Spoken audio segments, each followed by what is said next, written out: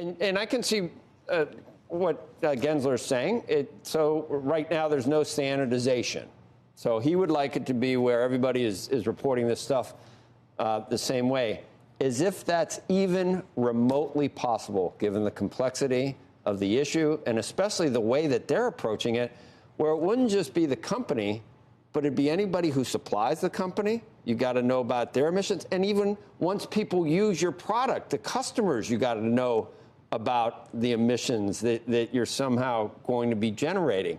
The logistical nightmare in and of itself boggles the mind in terms of what it would take in terms of time and expense. I'm sure the big four accounting firms are like, wow, this is amazing. But they couldn't get any closer to reality than where it is right now.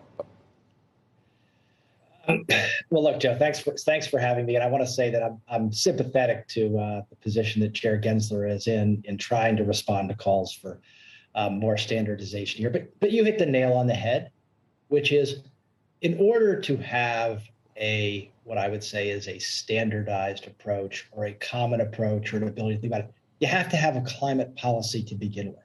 Now, we have a climate policy today, and companies are doing I think, a very good job, if you look at the disclosure of public companies, in addressing what that climate policy means for them. But there's a movement afoot, and I'm sympathetic to some of the voices here that say we need to do more. But we don't have a set climate policy in this country. We don't have carbon neutral 2050 or something else as a climate policy. And so what the SEC is doing here is, in essence, assuming a climate policy, because it's picking which metrics are important and which ones aren't.